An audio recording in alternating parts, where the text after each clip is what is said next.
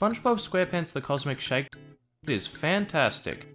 It's great to know that SpongeBob's still going strong in the video games department. Yeah, surprisingly enough, this franchise actually has some pretty good games. So I figured we might take a look at one of the games we got on this journey. Everyone knows about Battle for Bikini Bottom and its awesome Rehydrated remake. The movie game is less talked about, but well regarded when it is. There is no remake of that game, and it doesn't look like that's going to change. But there is one other SpongeBob game I played, and this one's pretty interesting. Creature from the Krusty Krab was published by THQ, who published all of the SpongeBob games before they died, since THQ doesn't exist as we know it anymore. While the previous two SpongeBob platformers were developed by Heavy Iron Studios, this one was made by Blitz Games. Their name is attached to Glover and Frogger 2 Swampy's Revenge. Both very solid and atypical games. The studio developed this SpongeBob title, which was released on the PlayStation 2, GameCube, and Wii in 2006.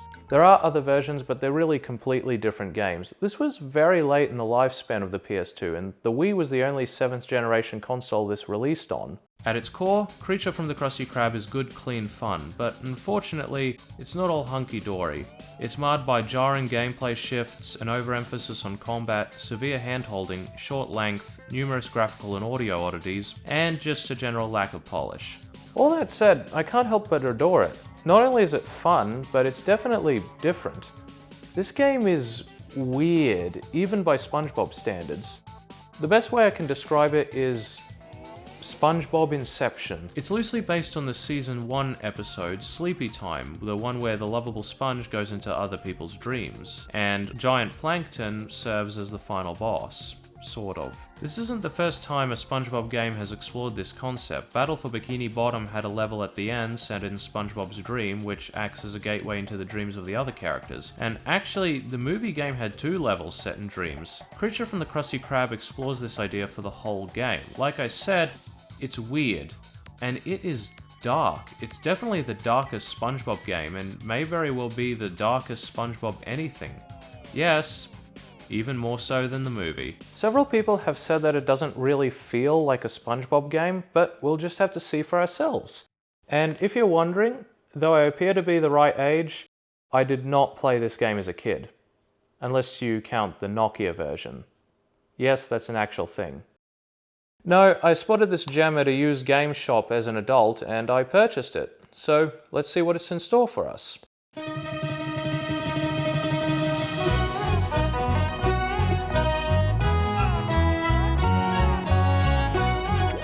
Right off the bat, the menu music sets the tone for the experience. I love this remix of the iconic theme tune. The best way I can describe it is, it feels like SpongeBob, but it doesn't feel like SpongeBob, and that's going to be a running theme here. This is a really nice menu, and that lighting on the surface of the water is appreciated. Shame it has to abruptly cut like that.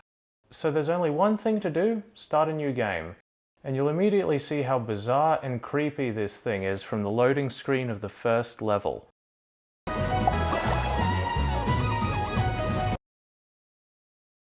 I mean, there is some pretty disturbing imagery in the show itself, and this isn't that far removed from that, but how does the game fare when the gameplay actually starts? Ah, peaceful, sleepy Bikini Bottom. The creatures of the sea are deep in slumber, their night brains exploring the mysterious world of dreams.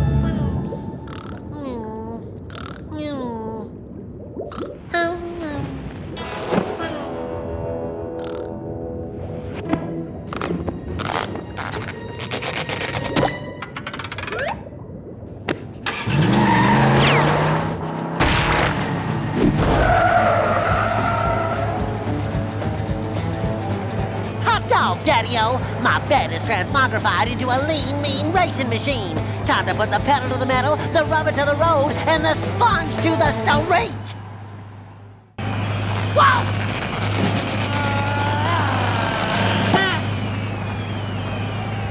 There's only one word you can use to describe this, Dale. Yes, really cool. That's 2 words, Dale, but thanks for playing. 3, 2, 1, go! I went into this game with an open mind, knowing it could go either way, but to say this game got off on the wrong foot would be an understatement. I don't know what their thought process was. How do we begin our platformer? I know, with a racing level. It's seriously questionable design to have racing levels in a platformer, let alone start the game with one. So how is the racing? It's quite bare bones, not that I expected anything else from an alternate gameplay style in a licensed kids game. You can accelerate, and you can steer, and that's about it. Later on you gain the ability to boost, and your goal is to reach the checkpoints before time runs out. I'm not really into racing games, I don't play a lot of them, but even I can tell that the handling is subpar. It's still marginally better than the horrible driving levels from the movie game.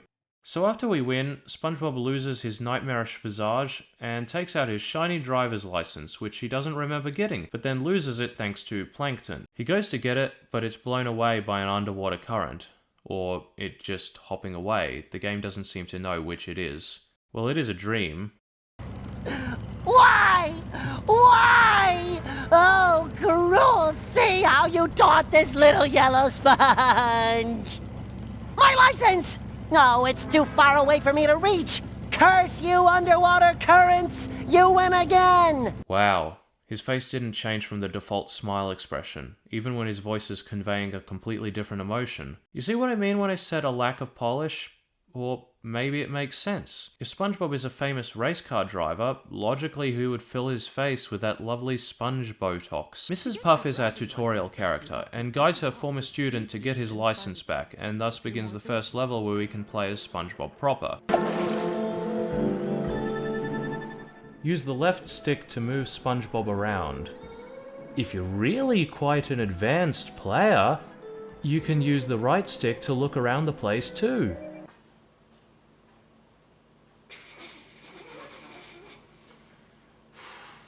So now you can get used to the controls. What's this? Whoa, I bet these are valuable. I'm gonna collect as many as I can. These things are pretty much worthless. All you can do with them is purchase rather pointless concept art. Still, they're satisfying to collect. Upon closer inspection, we can see that they are in fact 2D sprites superimposed over the 3D environment. Unusual for a game that came out in 2006, but it makes sense. These would be very complex models and thus very intensive on the poor PS2. So we have a basic level to introduce us to the platforming, and it's fairly solid. Unlike the movie game, they haven't reused any assets from Battle for Bikini Bottom, which makes sense since this is from a different developer. It feels a bit like Battle for Bikini Bottom, like they took inspiration, but really it's its own thing. I do prefer the walking sounds from those games, which sounded exactly like in the show, rather than the thudding sound we have here. I gotta say, I really love the setting. What do you expect from the first level in a platformer? A grassy hills area, somewhere very bright and happy? Well, nuts to that, how about a surreal diesel punk Bikini Bottom? That is creative and original, so nothing to complain about there. In each level you can collect sleepy seeds, which the game tells you need to find to unlock extra characters for the final level. These things do give me something to complain about, and I'll bring it up later, but these are needed to play as Patrick and Plankton, the other two playable characters in the game. What it doesn't tell you is that you need all of them for it to work. Anyway, you make it to the end, and SpongeBob does what seems to be a rip-off of the Crash dance. Mrs. Puff gives you a dash attack which you can use to push things. You get your license back, and after that, it's more racing. There are 3 races after the first one, each preceded by a platformer level, and the sponge must face 3 opponents in sequence: Patrick, Plankton, and Gary. All of them look rather grotesque, and it seems to be a parody of the Ratfink style. You know, Ed Ross' attempt to make the ugliest comic book characters ever. I have no idea why this is a thing, but I kind of dig it. I found these races rather confusing, however. You chase after them as they drop bombs on the track, but no matter what I tried, I just couldn't pull in front of them. Then I realized they're programmed to always be ahead of you. You're not actually racing them, you're racing the clock. You're doing the same thing you were doing in the first 3 laps around the track, only this time avoiding bombs. I have no idea why they designed it this way. Why not just make it a regular race? I do kind of like the idea that you're completing missions on foot to enable yourself to complete the next race, and I do like how the track falls apart a little more each time you go through it. Smashing a competitor's car, Dale, is that against the rules? There aren't any rules, Rick. Reminds me of my first marriage, Dale. I love Rick and Dale. They commentate on what's happening and put so much energy into it. What doesn't give me energy is the second platforming level, because this is where they introduce you to the combat. A lot of B-grade platformers have attempts at integration of combat, despite the fact that that's not what makes platformers fun. Creature from the Krusty Krab compounds this with a total lack of complexity. You just keep tapping the square button, and sometimes you need to ram an enemy to break through their shields. There's multiple times in this first chapter where enemies come through a door, you beat them, and then more come through. It's such a pace breaker. In the third level... Oh geez, SpongeBob, you moved forward 2 steps, that's nothing to celebrate. In the third level, they try to have puzzles, where you need to use your dash attack to push the electrodes into the conduits. But the puzzles, if you can even call them that, are no-brainers. It tells you exactly where to push, there's no thinking involved. In a puzzle, the player can come up with different possible solutions and see if one of them works. You're making decisions. Here, you're just following instructions, it's just busy work. And you might say, but it's for kids. If we make our puzzles really complex, kids won't be able to solve it. Yeah, because kids love following instructions. If you're not going to design actual puzzles, don't make it seem like you've got puzzles in your game, where you just ram things with your dash attack.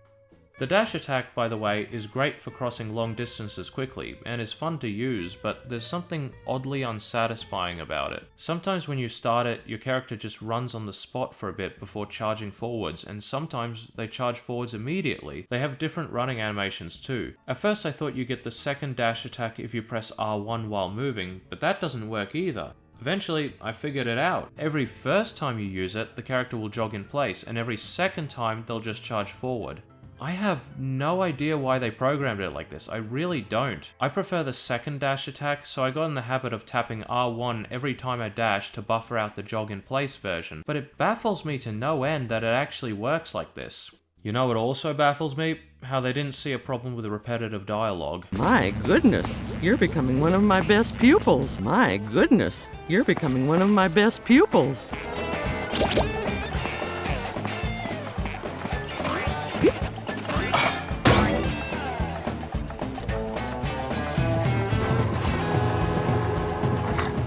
My goodness, you're becoming one of my best pupils. My goodness, you're becoming one of my best pupils. It seems I'm being a bit negative, but I am somewhat enjoying myself so far. What do I have to say that's positive about this level?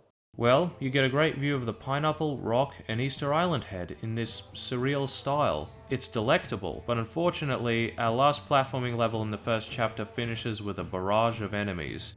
You defeat them, more come in, you defeat them, more come in. All this is doing is padding the length and not actually providing meaningful gameplay. You beat Gary, and then the happy sponge falls in a big hole. Fortunately, the following chapters fare a lot better. There's less emphasis on combat, and their attempts to mix in other genres are more successful. I suppose I'll put a spoiler warning here. Really, the whole video is a spoiler because the thing about this game is you never know what comes next, and it's just fascinating to see how crazy it gets. But personally, I would recommend you just watch the video. I think this video is best experienced if you haven't played the game. So, moving on. Chapter 2 begins with Patrick waking up in his rock. No! No! No! Huh? Whoa, that was a strange dream. We never get to see what dream he was having. Or do we? We interrupt your regularly scheduled static with this urgent news flash. Okay, that was actually pretty funny, and is in line with the humor from the show. But it's not the right voice actor. And this is supposed to be Mr. Lawrence, who is in the game voicing Plankton, so what gives? Bikini Bottom is threatened by the dreaded Patrick. Who can save us now? Who? The dreaded Patrick!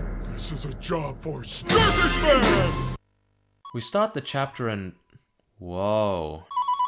Well, everything looks normal, except nothing looks the same as it used to. This is quite a shift of art style, but it's brilliant. When I sat down to play this game, I certainly didn't expect a set of levels with a vintage comic book style. There's black outlines to separate the characters from the environment, and the grey dots on the screen make it feel authentic. The dots don't move, they stay where they are on the screen, but they're only rendered in front of some objects. There seem to be some sort of shaders at play. There's a sound effect starburst whenever you hit something. This clearly had a lot of heart put into it. SpongeBob's house has lost a lot of weight. You're looking quite trim, little pineapple.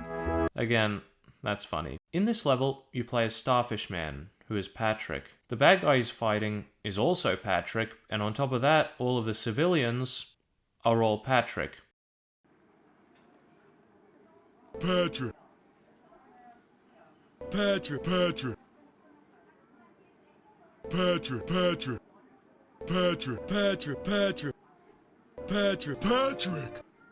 Patrick!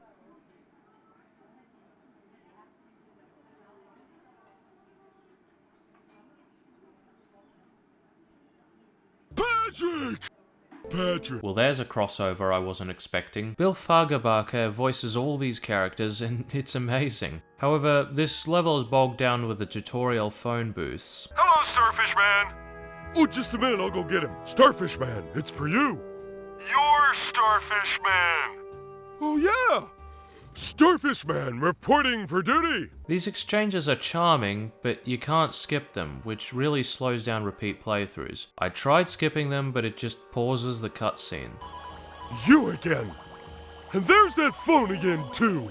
What? The chapter ends with an elevator brawl instead of a proper boss fight. Dreaded Patrick captures Starfishman and launches him into space, but is incapacitated by a space rock. We then follow one Sheldon J. Plankton, who has woken up from his dream. No! Yeah!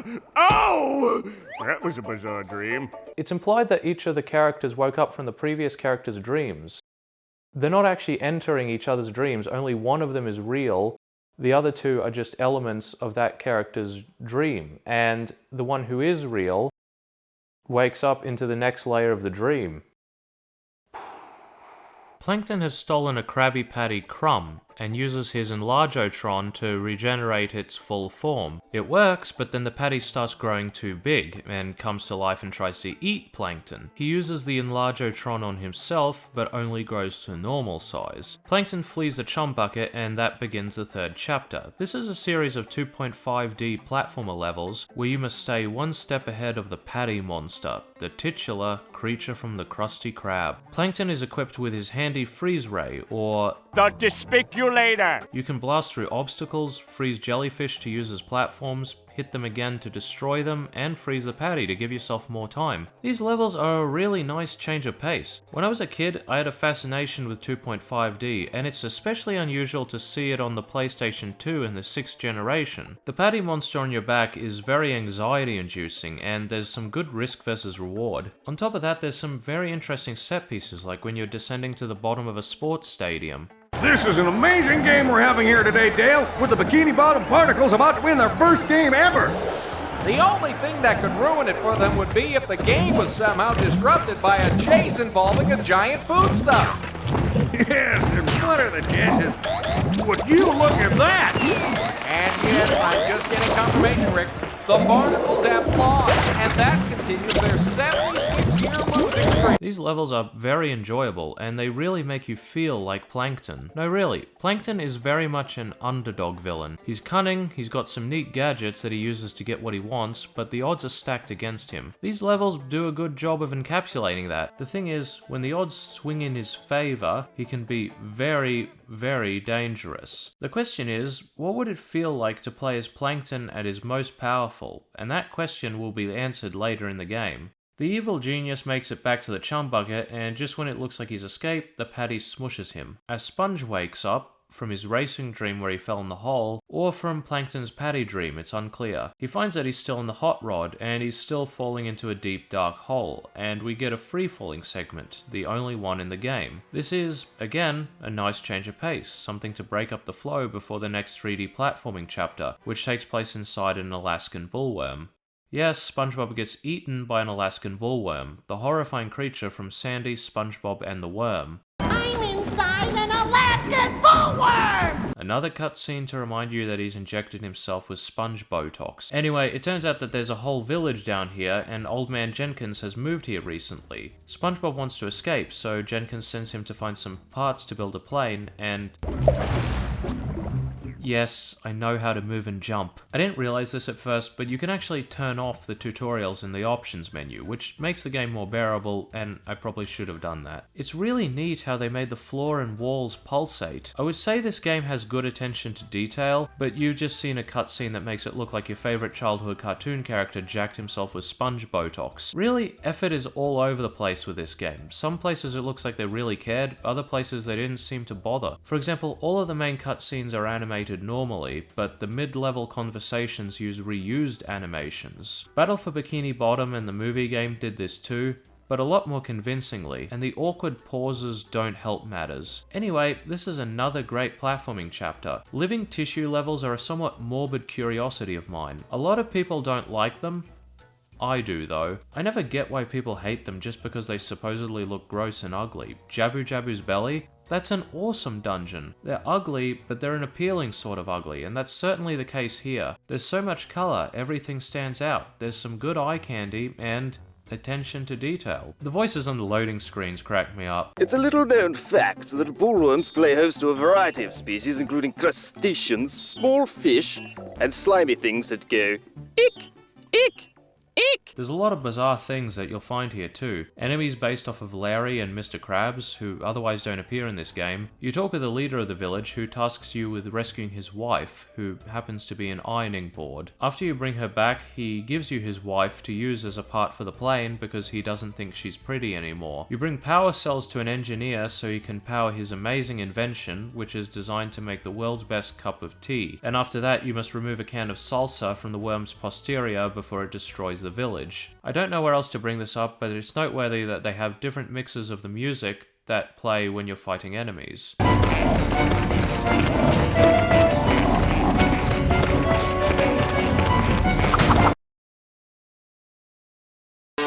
Also, if you have the subtitles on, the letters will actually shake when the worm roars. That's a nice touch, it reminds me of Paper Mario. As SpongeBob and Jenkins try to escape the worm, Patrick wakes up on the rocket he was strapped to. The next chapter has you steering the rocket, shooting lasers at jellyfish, and collecting fuel cans to keep yourself in the air, if there is air here. Getting hit will decrease your fuel meter, so it functions as a time limit and a health bar. Like I said, the later chapters fare better at mixing in other genres, and the flying gameplay is surprisingly good. It gets very hectic as you're trying to dodge obstacles and grab the fuel cans, and the aesthetics of this level are pleasing. After this, we get some more well-written humor. Well, maybe I should stop this thing. Let's see. Brakes? No. Parachute? No. Instruction manual? Nobody reads these things.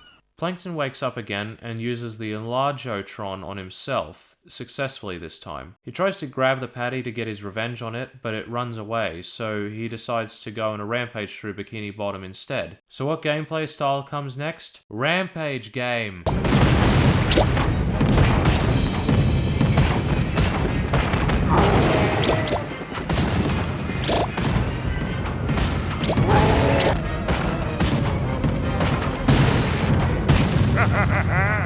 See that, Krabs? You and your crummy restaurant will be next!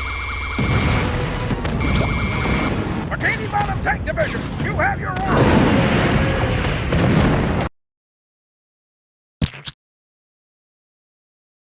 Yes, you get to play as Giant Plankton and smash up buildings. This is so much fun. They clearly put a lot of work into making this part of the game feel good to control. Shelly's got a lot of weight to him, and a bunch of moves for wreaking as much havoc as possible, all of which are very satisfying. You can punch things, you can stomp things, you can shoot laser beams from your eye, and if you get the megaphone items, you can unleash a roar that destroys everything around you. Why, yes, how deliciously exciting. I shall render more destruction to the patrons of that drive-in movie theater. Ticket, please. I'm a 50-foot atomic-powered Plankton! You still need a ticket. Confound you! with your ticket booth and your unbending rules? So you need to get a ticket to get into the drive-in theater, and when you do, they have the classic gag of a monster tearing through the screen of the B-movie that's playing, and the audience thinking it's part of the film. Speaking of which, I appreciate the B-movie feel they gave this chapter. They even went to the trouble of putting film grain on the screen. Then the Bikini Bottom military show up with tanks and helicopters, and you shoot down the helicopters with your laser, and by the way, I didn't even know Bikini Bottom had a military. This part of the game is an absolute blast.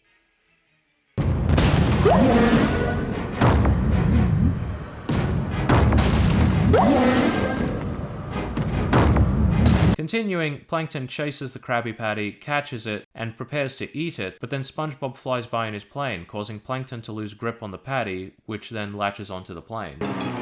That's my Krabby Patty, you porous pest! Give it back!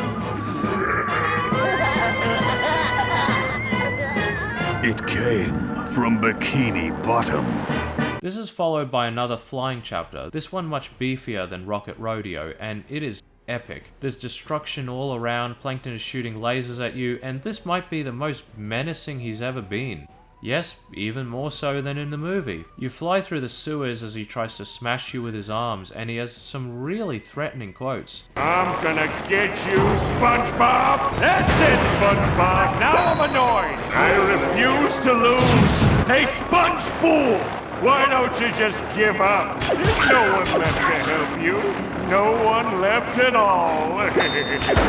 Soon, SpongeBob, you'll just be another story for my therapist. Careful, Plankton, you almost hit us! The music is great too, with its use of theremin to encapsulate that B-movie feel.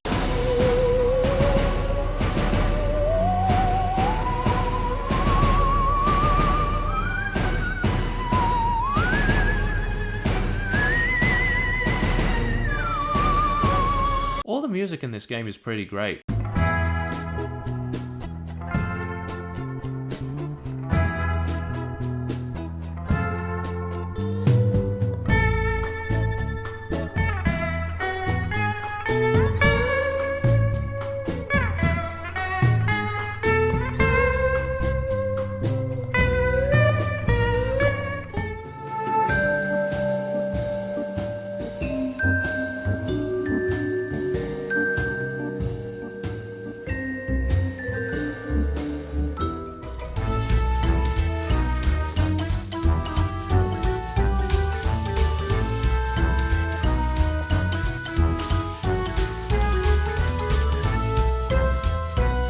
They even have some recognizable cues from the show.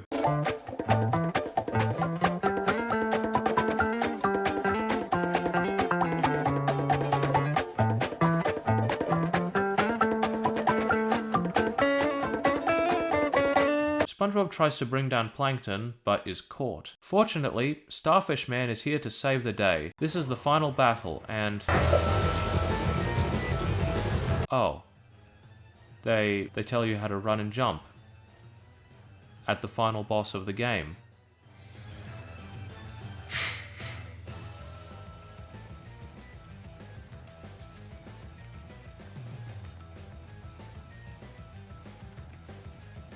But this battle is a multi-tiered confrontation where you must fight his minions, who appeared out of nowhere by the way, reflect his beam back at him. Stop that or I'll say stop it again! And ultimately use Mermaid Man's shrink ray to return him to his usual size. Then the Krabby Patty is a psychiatrist. Notice how I didn't say the Krabby Patty becomes a psychiatrist. The Krabby Patty never really becomes a psychiatrist, it just is a psychiatrist now, and you accept this. The Tasty Shrink helps the three characters with their problems, that being the strange dreams they've been having. You have been experiencing dreams, Dreams that are vivid and peculiar? He asks them what they ate before bed, and they explain that they each had a Krabby Patty, or in Plankton's case, a Krabby Patty crumb. The psychiatrist explains that the dreams were probably caused by eating too close to bedtime. How do you know so much about Krabby Patties, Doctor? Is it not obvious? I am that Krabby Patty. It turns out that this psychiatrist and the thing that chased Plankton is in fact the Krabby Patty that is causing these nightmares, and the three must catch it in order to wake up. I can't believe I typed that. I can't believe I read that. I can't believe I edited that. But that is what actually happens in this strange, strange game. And it all culminates in a race through a bad acid trip. This is the Hypnotic Highway. You race the other two characters through SpongeBob's subconscious. Hey, it is like being John Malkovich. They're after the Krabby Patty trophy, which is the Krabby Patty, and they're all going all out. All three of them think the other two aren't real, keep in mind. Since you probably didn't get all the sleepy seeds, you're playing as SpongeBob, who wins the trophy. Hey! I guess this was a dream after all. What a vivid imagination I have. Now to get you back to the Krusty Krab where you belong. And takes the Krabby Patty to the Krusty Krab to serve it to the customers and finish it once and for all. You can tell they ran out of time here because the fish don't move. He's still in the dream because everyone has a snail shell.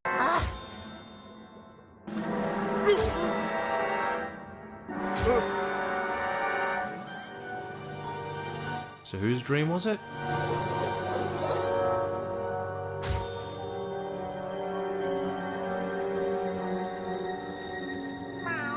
It was Gary's. Good morning, Gary. I think I'll drive to work today.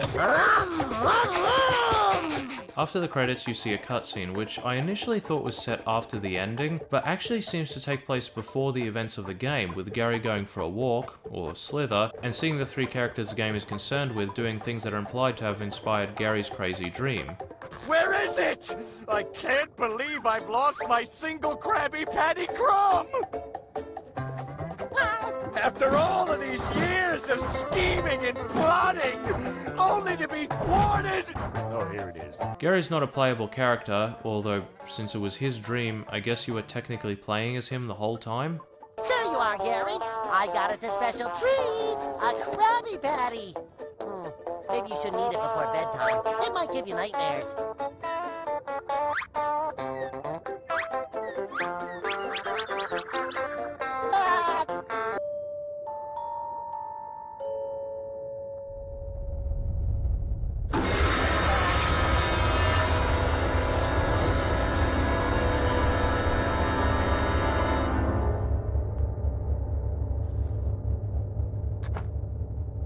Can I just say, this may be the darkest ending to any kids game ever? SpongeBob is eaten by an Alaskan bullworm in real life. You might say, he got out. Yes, in the dream, and there was a village in its innards, again, in the dream. Though it's not too far removed from the show's standards to have a town exist in a worm's belly, it seems more likely that it only exists in the dream, meaning there was no one to help SpongeBob get out. To make matters worse, in the ending, where Gary wakes up, SpongeBob is absent. And since this game's canonicity status is dubious at best, that means that, in this universe, SpongeBob may have actually died. That's the end of SpongeBob! Well, that's Creature from the Krusty Krab. It feels like SpongeBob, but it doesn't feel like SpongeBob, and a pretty decent game, all things considered. There are a few problems. Aside from the negatives I've mentioned, there are a few little things like the status screen shows how many sleepy seeds you have and how many are missing, but not which levels they're in, and you can't even see your total in a given level unless you collect one. From what I understand, Patrick and Plankton have different gameplay styles in the Hypnotic Highway, and by playing as them you get different endings. Ultimately, I didn't really feel compelled to go for these things. There are audio oddities,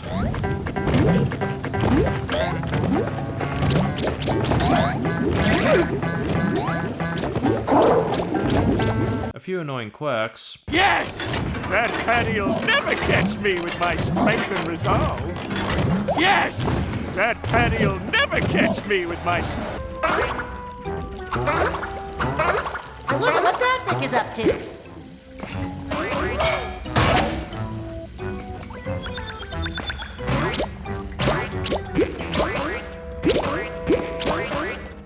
There she is, the chief's wife. What a fetching lass. Never mind, I'll have her down in a jiffy. Unless she's guarded, of course. Then it'd take longer.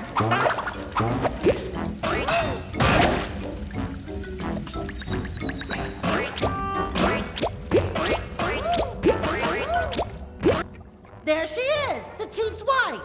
What a fetching lass. Never mind, I'll have her down in a jiffy. And there's probably a graphical error every time the camera cuts to somewhere else. Well, maybe that's a bit harsh. Every second time the camera cuts to somewhere else. Don't believe me? Watch this then.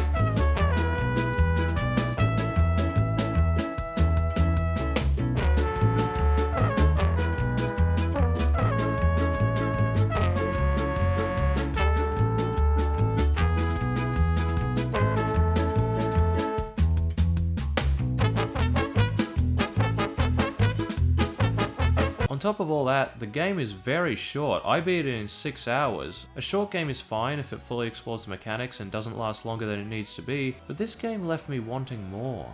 Ultimately, I quite enjoy my time with this one. It's fun, it's avant-garde, not all of the jokes land, but most of them do. They got all the voice talent you love from the show. I would recommend it if you can play it. It seems retro gaming on actual hardware is a lot less widespread than I originally thought. None of my friends have PS2s, and don't get your hopes up because this is not getting remade anytime soon. There's even less chance of that happening than with the movie game.